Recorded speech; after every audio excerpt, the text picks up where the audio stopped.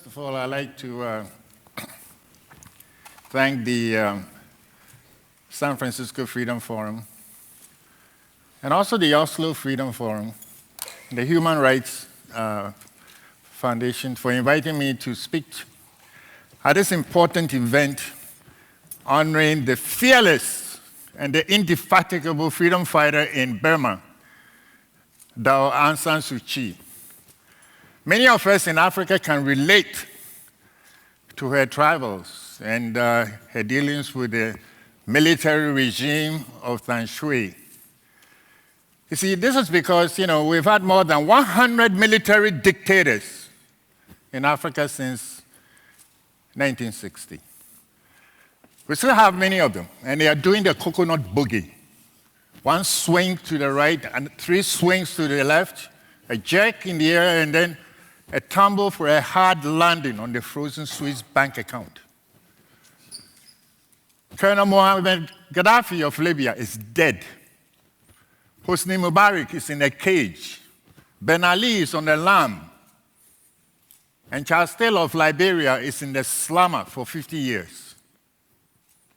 Now, just as we were celebrating the Arab Spring, came word that there's been a military coup in Mali. Now, this is very disturbing. To Africa, it's a huge setback to Africa's nascent democratic struggle. Now, that coup brought down the number of democracies in Africa from 15 to 14. And then, barely 1 month later, there was another coup in Guinea-Bissau. So it's like a game of whack-a-mole. We whack 3 of them in North Africa, and then 2 pop up in West Africa. Now, in the past, ordinarily, military takeovers barely received any notice. People took them as routine, but not anymore. Because this time, West Africans rose in unison and expressed their outrage and condemned the coups in Mali and Guinea-Bissau. Why? Because they are thoroughly fed up with these military coconut heads. That's what we call them in West Africa. Because the military, the reason for that strong reaction was that even the entire 50-member economic community of West Africa, called ECOWAS, vowed to reverse the 2 coups, ordered the soldiers to return to their barracks and restore the civilian governments they had overthrown. It even threatened sanctions, military invasion of Mali, if the soldiers didn't follow orders. Now, there is a reason for this. The reason for this strong reaction is that the military has become a destabilizing and destructive force, a scourge in Africa. Now, let me show you the record. And this is the countries. The countries in purple are those countries which are recovering from military destruction. Take Nigeria, for example. Nigeria was thoroughly ruined by 29 years by a string of military generals. And then there's Mauritania. And then you can remember the Central African Republic. Now, if you look at the individual countries, Somalia, for example, in 1991 was destroyed by the military regime of General Siad Barre. Liberia, General Samuel Doe. Rwanda in 1994, General Juvenal Habyarimana. Burundi, General Pierre Buyoya. Zaire, General Mobutu Sese Seko. Sierra Leone, General Joseph Momo. Ivory Coast, General Robert D. Togo, General Eyadema. Notice the frequency of military generals. Now, this caused even one military general in Nigeria, Babangida, to remark that every military regime is a fraud.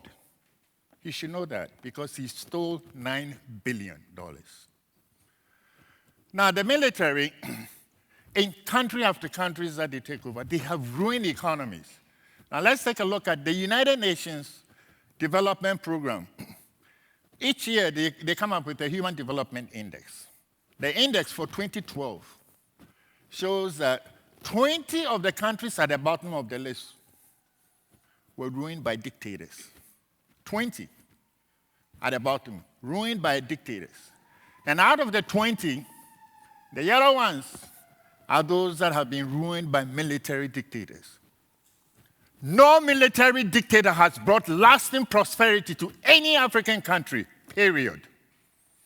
And there's no such thing as a benevolent dictator. The only good dictator is a dead one. And take a look at, the cases of massive looting, mega banditry in Africa. See, the cases of, worst cases of corruption in Africa is being caused by military dictators. They have looted Africa, Africa's world. Now let's go down the list. The first chief bandit, Gaddafi, how much? $60 billion. Hosni Mubarak's family, $42 billion. Ben Ali, $13 billion. Mobutu Sese Seko of Zaire looted $10 billion. Nigeria, Babangida, $9 billion. Sudan, Omar Bashir, $7 billion. Nigeria again, Sani Abacha, the butcher of Abuja, $5 billion. Eyadema of Togo, $3 billion. So the chief bandits in Africa have always been military leaders. And there's more.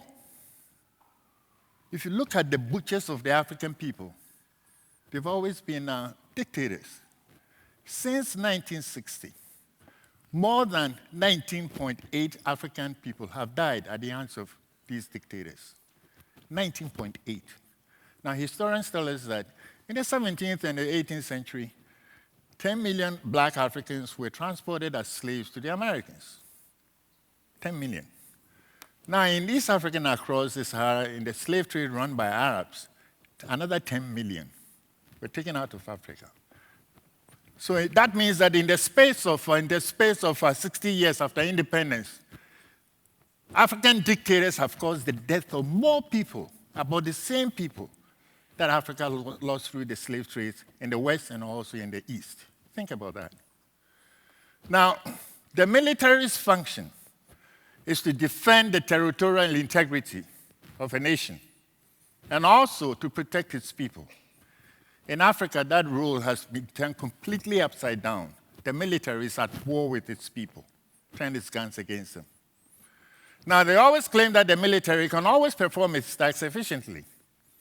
But let's take a look at some of the functions. Can Nigeria's military protect the people against, the terrorist activities of MEND in the Niger Delta or Boko Haram? Can Uganda's military fight, the Christian terrorist group, the Lord Resistance Army? In most cases, in country after country, the soldiers can't fight the rebels. Rather, they sell their weapons to the rebels. Sometimes they even join the rebels. In other cases, when they come to hand-to-hand combat and push comes to shove, the soldiers flee. It's exactly what happened in March 11 of this year, when Malian soldiers were told to go and fight the Tuareg rebels. When the rebels surrounded them, they fled. And instead, they decided to take on a very easy task, and that is to overthrow the government. And now get this. After they overthrew the government, they immediately set up a national committee for the restoration of democracy and state. Now, there's something worse than that. And every time the military has managed the transition to democracy, the outcome has always been disastrous. They always manipulate the process, create their own political parties, showing their favorite political parties, and sometimes they shed their military uniforms and don civilian clothes and run for president. The most egregious happened in Nigeria.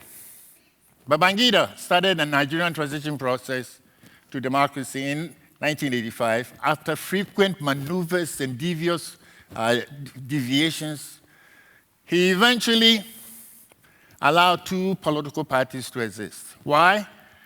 Two parties, because the US has two political parties. And he wrote their manifestos for the parties. And then he set up a date, June 13th, 1993, for the elections. And when the results came and he didn't like the elections, he canceled the results altogether. Next to assume the process for transitioning to democracy was Sani Abacha, the butcher of Abuja. He was a general. Now, he allowed only 5 political parties to exist. And guess what? All those 5 political parties chose him as their presidential candidate. And then General Abdulsalam Abubakar took over the transition process. And he wrote up 2 constitutions for Nigerians. Why 2 constitutions? Which one to release? It depended upon the election results. If the election results went this way, then he will release Constitution A. If they went that way, then he will release Constitution B. In other words, Nigerians went to the poll without knowing which constitution they were going to face. But we have had enough of this tomfoolery and buffoonery in Africa. It is time to defeat these military dictators. But you see, we have to put a page. There is the 3 cardinal rules we must follow if we want to defeat these military dictators. Number 1, it takes a coalition of opposition groups to defeat a dictator. And number 2, we must know the enemy, his strengths and tactics. You don't fight an enemy on a turf on which he's strongest. This is one of the reasons why you don't present a military with a huge blob of, street protesters, because the military can mow them down in any instant. You take advantage of its weaknesses. One of the weaknesses of the military is that they have offensive superiority in weapons, but they are numerically inferior. So what you do is you stretch the military. You don't hold demonstrations in one city, but across the country. This is why the Tunisian and Egyptian revolutions were very successful, because they exploited the weakness of the military. Second, the military is an institution, and it takes an institution to fight an institution. The following are the most effective institutions against the military. Number 1, the parliament. Number 2, the civil service. Number 3, the media. And then you have the banking system and the judiciary. Shut down the civil service and any military regime will collapse. This is what happened in Ghana in March of 1978. The civil servants also went on a strike in November 1978. The military regime of General Akufo collapsed. And then in Benin in 1989, the civil servants went on a strike, and the military regime of Keroku collapsed. But there's one ultimate final weapon against the military, and that is ask the people. Ask the people in a referendum 3 questions. And those questions are: 1, maintain the military as it is. Number 2, cut the military in half. And number 3, disband the military altogether and let the people vote. Now, if the military has done a good job protecting the people, okay, of course, they will vote to keep the military, wouldn't they? So who is afraid of a referendum on the military? And get this, we will defeat these military dictators, as we call them, coconut heads in West Africa. Thank you very much.